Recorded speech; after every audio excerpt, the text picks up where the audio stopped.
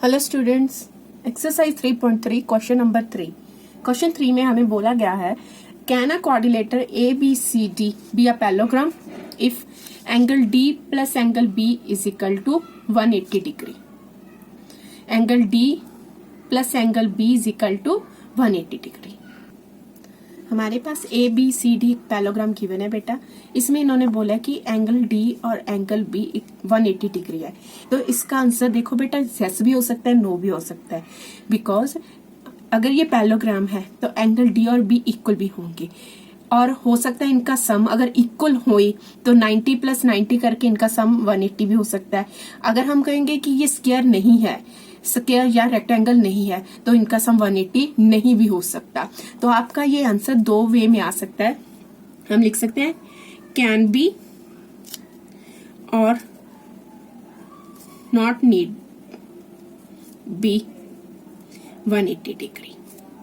अगर तो ये पैरेललोग्राम स्क्वायर या रेक्टेंगल होगा तो इनके ऑपोजिट जो एंगल्स होंगे वो इक्वल भी होंगे और 90 डिग्री के होंगे, तो उनका सम 180 डिग्री भी हो सकता है। क्योंकि हमारे पास जो कंडीशन है, अगर हमारे पास बेटा स्क्वायर है तो ये 90 डिग्री के होते हैं, तो दोनों इक्वल भी होंगे और दोनों का सम 180 भी। अदरवाइज और कोई पैरेललोग्राम में ये 180 नहीं हो सकते। ठीक है। सेकेंड है, अगर ए बी और डी सी हमें 8 सेंटीमीटर बोला है, ए डी हमें 4 सेंटीमीटर और BC 4.4 दिया है। क्या ये पैरेललोग्राम हो सकता है? नहीं, क्योंकि opposite lines of sides are always equal in parallelogram. Opposite sides are equal. ठीक है। नेक्स्ट है एंगल ए हमें 70 डिग्री दिया है और एंगल सी हमें 65 दिया है, तो ये भी पॉसिबल नहीं है क्योंकि पैरेललोग्राम के ऑपोजिट एंगल्स इक्वल होते हैं। No, because in parallelogram opposite angles are equal.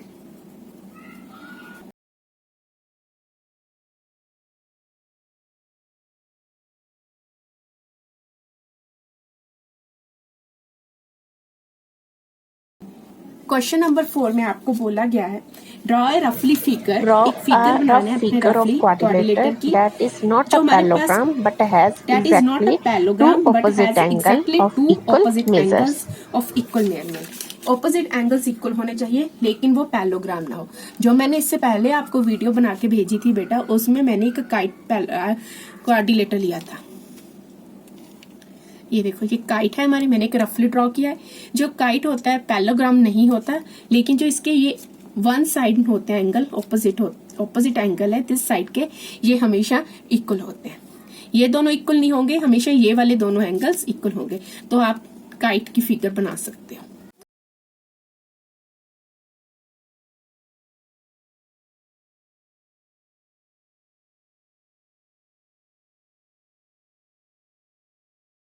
Number 5 में हमें 2 एडजेसेंट एंगल्स पैरेललोग्राम के दिए हुए हैं। हमें एक पैरेललोग्राम गिवन है, उसके दो Measures of two adjacent angles of a parallelogram are in the ratio 3:2. Find the measures of each angle of the parallelogram. ABCD दो एडजेसेंट एंगल्स लिए 3x और 2x।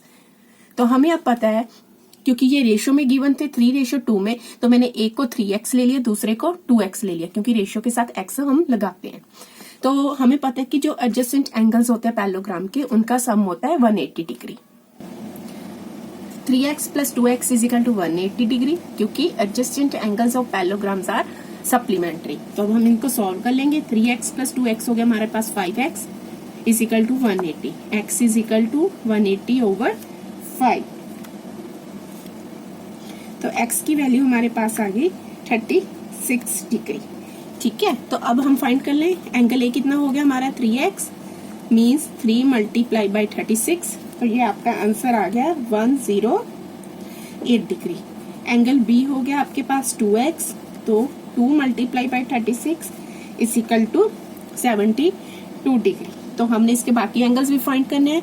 हमें पता है angle A is equal to angle C कितना हो गया हमारे पास 108। Angle B is equal to angle D 72 degree. ये रीजन है opposite angles. Opposite angles of parallelogram are equal. Clear?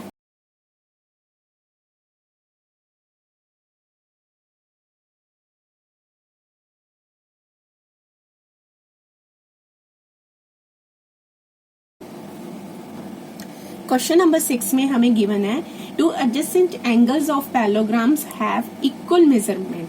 इनके पास जो मैंने पैरेललोग्राम ड्रॉ की ए बी सी डी, जो इसके एडजेसेंट एंगल्स हैं उनकी measurement equal. Find the measures of angle of the parallelogram. x degree ले लिया. तो angle A plus angle B is equal to x है, तो मैंने दोनों का सम ले लिया 180 के डिग्री की इक्वल. क्यों लिया? क्योंकि adjacent angles of parallelogram are supplementary. ये दोनों एक ही साइड के एंगल हैं, एडजेसेंट एंगल्स हैं, और इनका जो सम है 180 डिग्री के इक्वल है. तो मैं यहाँ पे लिख लूंगी x plus x is equal to 180 degree, 2x is equal to 180 degree, और x की वैल्यू आ गई हमारे पास 180 ओवर 2 मीन्स 90 डिग्री. तो आपके ये एंगल A और एंगल B दोनों 90 डिग्री के आ गए. तो इसका मतलब angle A is equal to angle C also 90 degree, angle B is equal to angle D also 90 degree. तो चारों एंगल आपके 90 डिग्री के इसमें आ गए. ये आपका आंसर है. क्वेश्चन नंबर 7 में हमें एक पैरेललोग्राम गिवन है HOPE, और हम XYZ एंगल्स दिए हैं. ये एंगल 40 डिग्री का है और जो एक्सटर्नल एंगल है 70 डिग्री का है.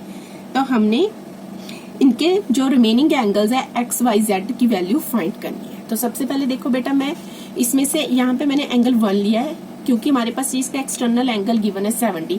तो मुझे इंटरनल एंगल चाहिए, तो मैं इसको एंगल 1 ले लेती हूँ. Angle 1 plus 70 is equal to 180 degree. इन दोनों का सम 180 डिग्री के इक्वल होगा. क्यों होगा?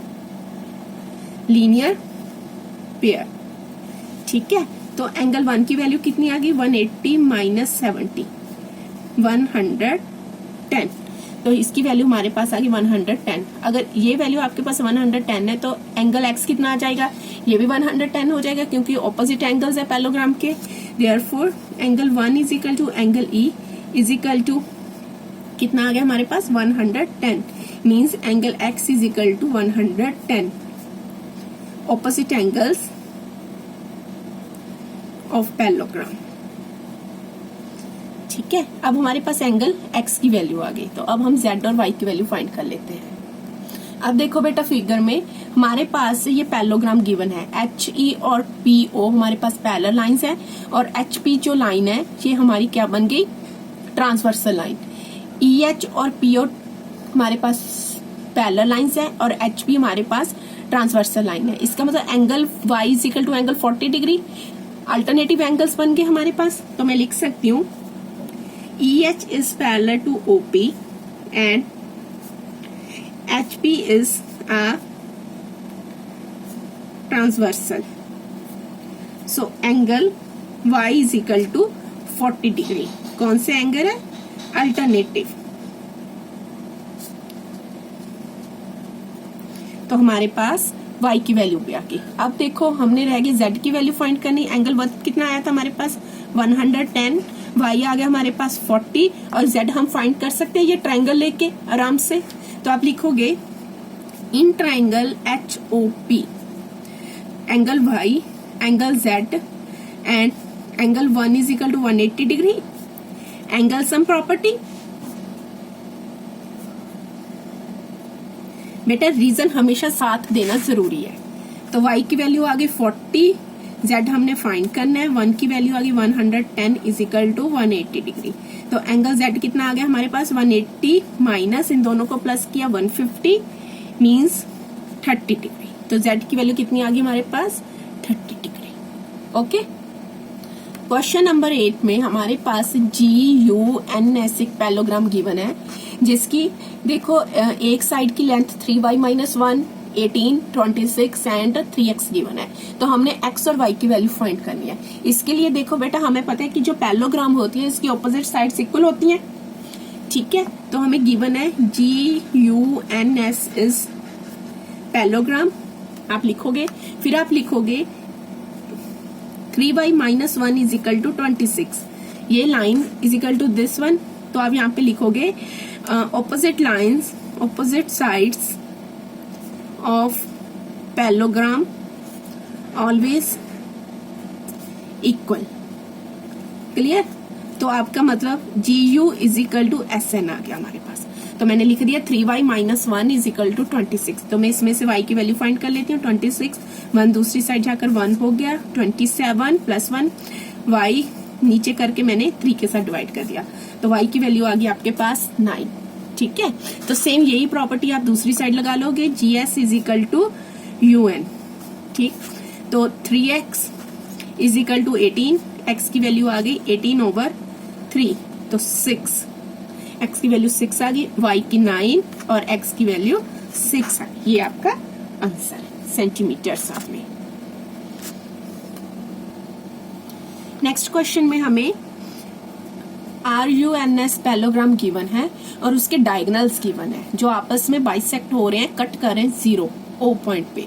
तो आपने क्या किया है, यहाँ पे एक हाफ डायगोनल की वैल्यू y प्लस 7 और दूसरे की 20 गिवन है। ऐसे ही यहाँ पे 16 और ON आपके पास x प्लस y गिवन है। तो आपने x और y की वैल्यूज फाइंड करनी है। तो इसके लिए देखो, हमें पता है कि diagonals of parallelograms are bisect each other. तो मैं सबसे पहले लिखूंगी RUNS is parallelogram and diagonals of parallelogram bisect each other. ठीक है, तो इसका मतलब OR is equal to ON, OR is equal to ON। तो 16 is equal to x plus y हो गया आपके पास। ठीक है, तो सेम मैं दूसरी साइड ले लेती हूँ, OS is equal to OU, OS is equal to OU means 20 is equal to y plus 7। तो मैं पहले यहां से y की वैल्यू निकाल लेती हूँ, इक्वेशन नंबर 1, इक्वेशन नंबर 2। तो y की वैल्यू आ जाएगी 20 minus 7 is equal to y, तो आपकी आ गई 13। y की वैल्यू आपकी 13 आ गई, तो आप ये y की वैल्यू बेटा इक्वेशन नंबर 1 में फिल कर दो। x plus 5 is equal to 16 है, तो इसमें मैं y की वैल्यू 13 फिल कर रही हूँ, तो x की वैल्यू आ गई आपकी 16 माइनस 13 3। तो ये दोनों आंसर आपके आ गए। क्लियर?